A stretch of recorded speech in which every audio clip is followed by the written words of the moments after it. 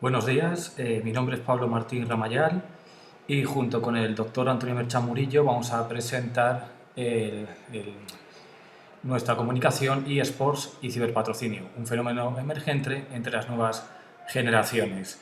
Antes de nada, agradecer a la organización del Congreso Comunicación y Pensamiento su organización y la oportunidad de contar con nosotros.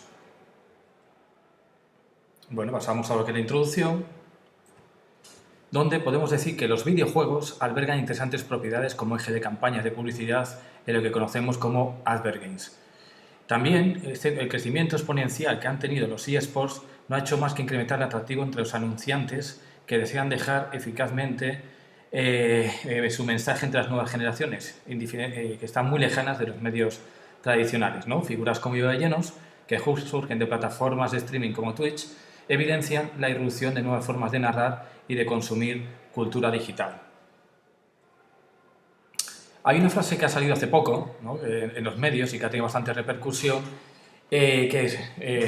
pues que viene a decir: hay que hacer un análisis de por qué el 40% de los jóvenes de entre 16 y 24 años no tienen interés en lo que es el fútbol. Hay partidos de escasa calidad y no les interesa. Entendemos que hay que hacer algo para hacer este deporte más atractivo. Los jóvenes tienen otras plataformas para entretenerse y para que el fútbol sea entretenido. Cuanto mejores sean los partidos, más entretenidos serán. Algunos dicen que los partidos duran mucho, ¿no? Pues esta frase, aquí tenemos un meme, ¿no?, de Florentino Pérez, como haciendo el famoso chasquido de Thanos, en lo que es la creación de la Superliga. Se podrá estar de acuerdo o no estar de acuerdo, pero es cierto que los deportes tradicionales pues se enfrentan a un fenómeno emergente llamados eSports, ¿no?, que son aquellos deportes electrónicos, tal y como veremos ahora de lo que es el concepto que proponemos. En nuestro estudio nos hemos basado en una metodología hipotético-deductiva, una hipótesis que estamos construyendo para lo que es el capítulo del libro que nos proponen desde comunicación y pensamiento, y deductivo porque venimos de lo general a lo específico. Dado que estamos ante un tema promisorio y aunque es emergente y está en franco crecimiento, hemos cogido un enfoque descriptivo exploratorio, ¿no?, dejando a lo mejor un poco lo que es explicativo para posteriores estudios, ¿no?, y quizá también correlativo. También estamos en fase de estudio de distintos estudios de caso, valga la redundancia, a través de las distintas plataformas de eSports y de casos concretos de estudio. Para ello hemos realizado una exhaustiva revisión de la literatura existente, que aunque sin ser escasa, tampoco es todo lo generosa que habría cabido desear. Como objetivos, pues en primera instancia, observar las peculiaridades de los eSports entre las nuevas generaciones, y para ello lo que estamos haciendo, y lo veremos en esta presentación, es una clasificación en unos pasos iniciales. Para ello hemos realizado un breve estado de la cuestión que consideramos necesario, por los distintos textos que hemos detectado, pues sí hablan de los eSports, pero de una manera concreta, y esto nos permitirá realizar y abrir nuevas líneas de investigación. Pues esta comunicación consideramos que es un proyecto todavía en ciernes. Estamos trabajando en lo que es el capítulo del libro, que lo tenemos bastante avanzado, y de aquí también estamos trabajando en un artículo que quizás dé a dos, porque es un campo muy amplio e interesante.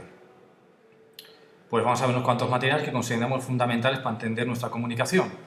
Antes de nada, ¿qué son los eSports, ¿no? Pues como cabrán ustedes adivinar, son aquellos deportes con el que llevan el prefijo E de electronics, como podría ser también e-learning, y entonces es un concepto paraguas. Nosotros lo entendemos igual que el e-learning. Después está el e-learning, que sería el mobile learning, el G-learning, que sería el aprendizaje gamificado.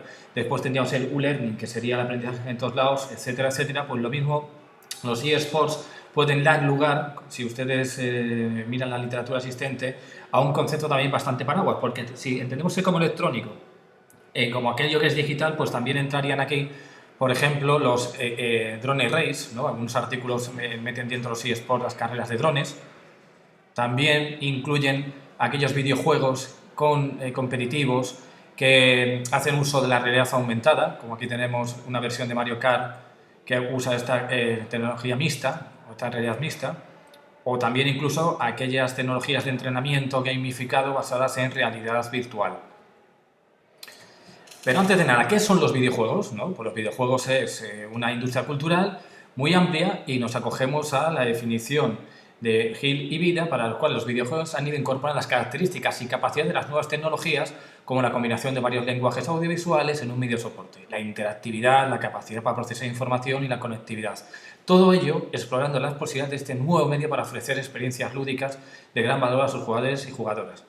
Evidentemente, estamos hablando de 2007, ha evolucionado 14 años este campo y, por ejemplo, temas como la difusión por streaming, el 2.0, etcétera, etcétera, las plataformas móviles no están contempladas en toda su importancia. Pero claro, nosotros partimos de eSports, ¿no? Sports, deporte, entonces, ¿qué son los deportes? ¿No? Esto lo hemos sacado de distintos estudios y sería un área de actividad deportiva donde la gente desarrolle y capacita habilidades mentales o físicas. De Tiedemann es esta clasificación y Wagner la aumenta para definir lo que son los eSports en el uso de las tecnologías de la información y la comunicación. Como vemos también es un concepto muy conciliador donde cabría cualquier tipo de deporte hibridado con la electrónica, con lo digital, con el concepto ciber. Entonces, pero nosotros lo acotamos solamente a lo que serían, en este estudio en concreto, ¿no? En este estudio en concreto lo acotamos a lo que serían los deportes que hacen uso del videojuego convencional. ¿Qué son los patrocinios? Pues como tenemos un tiempo limitado, el patrocinio es una relación comercial entre un suministrador de fondos, de recursos o de servicios y una persona, un acontecimiento o una organización que ofrece a cambio algunos derechos y alguna asociación que puede utilizarse para conseguir una ventaja comercial, ¿no? Nuevamente, aquí faltaría, porque nuestro concepto es ciberpatrocinio, pues faltaría el concepto 2.0, prosumer, branding content, etcétera, etcétera, ¿no? Pero esta definición por conciliadora no sirve. Aquí es una primera clasificación, como verán, lo reconocemos que todavía nos hace falta por seguir trabajando, ¿no? Pero estamos en ello y que creamos que por general sí funciona, ¿no? Entonces, en primera instancia, eSport por género, pues se detectan, en principio, 8 géneros, ¿no? En primer lugar, tendríamos el multiplayer online arena, ¿no? Que el que estás teniendo mayor tirón y encima es quizá el paradigma de eSports, ¿no? Por el sofisticado de sus propuestas, tanto en streaming como en sede física, pues sería el Legends of League, lo que se llama LOL. Después tendríamos juegos de disparo en primera persona, ¿no? Que quizá el más popular sea el Call of Duty, ¿no? Que son todos juegos masivos que han vendido cientos de unidades de copias. El Battle Royale, que este es un caso, pues el paradigma de lo que sería juegos en línea, además esto sería freemium, ¿no? Porque estos son juegos gratuitos y todo aquel que tenga hijos, quien no conoce este boom, ¿no? Que incluso sale en los medios de comunicación convencionales constantemente. Después tenemos juegos de cartas. Es curioso el juego también porque además Fortnite ha roto lo de ser un juego convencional para pasar a ser incluso una especie de red social. Aquí tenemos un concierto masivo que se hizo con Marshmallow, ¿no? En su momento. Los juegos de cartas, con el Clash Royale quizás sea el más conocido, ¿no? Que aquí va pues, por cartas, por turnos, después cuando consigues un efecto tienes después imágenes, animaciones bastante espectaculares. Aquí tenemos como un streamer está contando su partida. Después tenemos juegos de estrategia en tiempo real, ¿vale? Con StarCraft quizá como la mayor referencia. Juegos de lucha que surgieron en los 80 con el formato actual que lo conocemos como Street Fighter o Mortal Kombat, ¿no? Que lanzan en breve la película. Aquí tenemos, por ejemplo, Tekken, ¿no? Que también ha sido un juego que tiene pues, de los años 90, pero ha ido evolucionando y es de los más que tirón está teniendo. En Asia y en Japón este tipo de juegos son muy populares. Después tenemos juegos deportivos que los tenemos de todo tipo y color. Perdón, me he saltado esta diapositiva para que vean un premio de Tekken, de una partida, de un tour, ¿no? Como se suele llamar. pues que dan $200.000, no es un premio pequeño, pero es que hay premios bastante más grandes, y aquellos jugadores de eSports pues pueden ganar cifras que no tienen nada que envidiar a jugadores de primer nivel por año, de fútbol, ¿no? O a Rafa Nadal. Aquí tenemos el FIFA, ¿no? Que pues surgió también en los años 90, hasta los torneos actuales, donde encontramos a jóvenes que forman equipos que, como podemos ver, están patrocinados y sponsorizados con marcas como Audi, Adidas, que son marcas internacionales. Y por último tenemos las carreras de coche con el Gran Turismo o Grand Theft Auto, Forza, etcétera, etcétera. Tenemos un montón de ellos que también hacen sus propias ligas y sus propias competiciones. Como verán, hemos puesto unos puntos suspensivos porque esto, por ejemplo, el Call of Duty también tiene un Battle Royale, entonces también empiezan los juegos a hibridar entre ellos, donde ven un sector que puede tener cierto éxito. Como vemos también, aquí tenemos un jugador que tiene patrocinado por Recaro, por Puma, o sea, marcas que hacen grandes apuestas y grandes patrocinios en el sector del deporte. Bueno, también tenemos por profesionalidad, porque tenemos ligas internacionales con equipos profesionales que están sponsorizados por marcas con grandes presupuestos y tal. Estas ligas pueden ser internacionales o nacionales. Y tenemos los torneos amateur, porque las herramientas digitales hoy 2.0 nos permiten, Twitch o otras plataformas nos permiten, o YouTube nos permiten hacer en principio propuestas gratuitas, ¿no? Después, que lo que pasa que también les interesa la monetización. Aquí tenemos University, que empezó como una liga para competir entre universidades, pero se van sumando, y creo que en el contexto español ahora mismo hay 52 ligas de universidades, a lo mejor puede haberse ampliado, tenemos que actualizar este dato quizá, pero aquellos que ganan los campeonatos están sponsorizados y los jugadores consiguen becas para poder estudiar en sus respectivas universidades, ¿no? Entonces aquí estaría también entraría en vigor el concepto de mecenazgo. También por localización, es decir, pues por streaming, aunque realmente todos son streaming, pero por ejemplo un jugador, como hemos visto antes en el juego de cartas, puede estar jugando en su casa y después tener Colacao patrocinarle porque le da un sorbo a un Colacao antes de empezar, etcétera, etcétera. Entonces usan ciertos canales, como ahora describiremos, realmente, como hemos dicho, son en streaming también, y también nos permite hacer una convocatoria entre varios streamers, ¿no? Por ejemplo, aquí en España, pues Sauronplay, después también el Rubius, etcétera, etcétera, pues pueden jugar a lo que es Minecraft y montar algún evento. O después hacerlo en local con con toda su propia parafernalia, con toques de espectáculo, incluso que no nada que envidiar a las grandes ligas americanas del boxeo, Las Vegas, etcétera, etcétera. Pero también son, insisto, en streaming.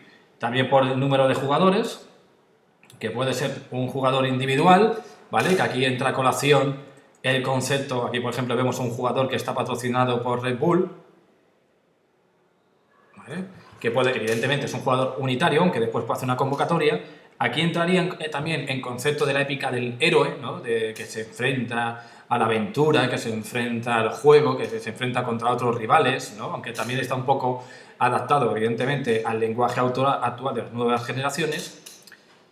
Y también es curioso, ¿no?, que lo que es el jugador de eSport es una figura híbrida, ¿no?, porque se suele pasear también no en una sola plataforma, y después hay muchos de ellos que no están solamente en un solo juego únicamente, ¿no?, que pueden jugar al Fortnite, que después pueden jugar a Minecraft, etcétera, etcétera. Y después, ojo, los tenemos que son auténticos profesionales de una sola plataforma, ¿no? Y después están los equipos, donde un poco se desconceptualiza esa figura unitaria, donde después aquí pues tenemos un equipo, por ejemplo, internacional, para que en este caso la plataforma Twitch, como se puede ver en la camiseta. Después suelen tener un lenguaje propio, con su propia gestualidad, como sería el famoso gesto de Cristiano Ronaldo, pues ellos también tienen su propia iconografía. Y bueno, vas a ver también las plataformas, porque hay que reconocerles que sin ellas este fenómeno cibercultural no sería posible. ¿Cuál es posiblemente la hegemónica? Pues Twitch, ¿no?, que lo compró en su día Amazon, ¿no?, y pues parece que se está llevando el gato al agua, ¿no?, y que es la más sofisticada, la que tiene más herramientas, después la que tiene mejor salida, además tiene una buena monetización para los streaming. YouTube, lo que es la plataforma perteneciente a Google, a la gran G, pues no ha sabido ver en su momento, y ahora pues está haciendo grandes esfuerzos porque realmente lo que es la tarta que viene de los eSports, patrocinios, etcétera, etcétera, parece que va a ser muy jugosa y que la expansión está siendo exponencial. Así que los grandes campeones tecnológicos y de redes sociales pues no quieren perderse este fenómeno. Pues aquí vemos que YouTube pues es multiplataforma para teléfonos móviles, ordenadores, Smart TVs, etcétera, etcétera. Y Facebook, como os he comentado, además que todos tienen su propia iconografía, le dan tanto peso a estas plataformas que tienen sus propios logos, su propia identidad, porque quieren crear un propio espacio específico para los videojuegos, ¿no? Es curioso el caso de las plataformas propias de Xbox y de PlayStation, ¿no? Que pues en cuanto que son pues grandes campeones tecnológicos, pero no consiguen realmente, aunque tienen cierto éxito, pero va un poco a la saga, ¿no? Con PlayStation Now pues se pierde un poco en su Xbox Game Pass, pues probablemente se pierden un poco por dentro que es la propia plataforma, son streaming nativos, ¿no? Y una muestra del interés que despiertan los eSports es que Apple pues cuenta pues dentro de lo que es su ecosistema, más que Apple no se caracteriza por meterse en un sector que no sea francamente rentable, pues tiene Apple Arcade y también tiene ciertas posibilidades de streaming, ¿no? Pues y además que intentan poco a poco ir ampliando, etcétera, etcétera, igual que con Apple TV, que pues también es un sector muy jugoso el vídeo bajo demanda y están haciendo sus pequeñas, entre comillas, apuestas. Aquí vemos también que Apple es multiplataforma, etcétera, etcétera. Y bueno, como conclusiones, pues decir que insistimos que este es un texto todavía que tenemos que seguir desarrollando. Estamos en el capítulo del libro y en un artículo o 2, ¿no? Que espero que algún día puedan leer y que les sea de interés, que son pues los eSports son algo propio de las nuevas generaciones, porque las que son los videojuegos, el prosumer, etcétera, etcétera, está en sintonía con el lenguaje, con la gramática, con la semántica, con la forma de entender el universo, con su cosmovisión de la generación Z, de la generación T. La iconografía que desprenden es algo híbrido de lo que son los videojuegos, ¿no? Y tal, y después más los deportes de masa, del fútbol, del baloncesto de la NBA, de la Fórmula 1, tienen un lenguaje propio y una iconografía que de ahí estamos trabajando de manera más específica los autores. Tiene el potencial de llegar a una audiencia global, o sea, es como esta Superliga que hemos comentado de Real Madrid, el Manchester, esta Superliga Europea que quieren plantear ser más grandes, verse más visibilidad para llegar a las nuevas audiencias, ¿no? Pero también tienen la facultad de ser local, ¿sabes? O sea, ya que tienes nuevas herramientas, tenemos después estas ligas más amateur que, ojo, también pueden tener grandes impactos. Por el momento, las marcas convencionales, ¿vale? Está Gillette, está Red Bull, que bueno, está también decir que Red Bull es una marca convencional, pues también habría que cogerlo un poquillo así con alfileres, ¿no? Pero también las marcas convencionales todavía por el momento no han hecho un gran esfuerzo por meterse en ello. Es curioso que las marcas que se detectan normalmente son tecnológicas o las propias desarrolladoras de videojuegos usan estos eSports para promocionar esos videojuegos. No recordemos que, por ejemplo, Fortnite gana miles de millones de euros con su juego, ¿no? Lo que es Epic Games. Así que también decir que tiene potencial para las marcas convencionales, ¿vale? O sea, que hay que pensar que tienen futuro y que probablemente se irán metiendo, ¿no? Y después también que ver, con el caso nuevamente de eBay Llanos, que los streamers de éxito pues como después son multiplataforma y después tienen no tienen por qué jugar un solo juego, no tienen por qué estar en un solo canal, etcétera, etcétera. Estos streamers / influencers tienen un potencial tremendo para las marcas, ¿no? Pero ya en este caso concreto los que se fomentan solamente en el caso de los eSports. Así que nada, esperamos que les haya sido de interés nuestra charla. Esperamos que cuando acabemos el capítulo del libro y lo publiquemos gracias a Comunicación y Pensamiento y las distintas editoriales con las que colabora, como Greg Hughes y Dickinson, se lo puedan ustedes leer y les sirva para ampliar esta charla y que les sea de interés y de utilidad para sus estudios. Así que muchas gracias por su tiempo. Nos despedimos Pablo Martín Ramayal y Antonio Merchán Murillo y les esperamos en el Congreso Comunicación y Pensamiento.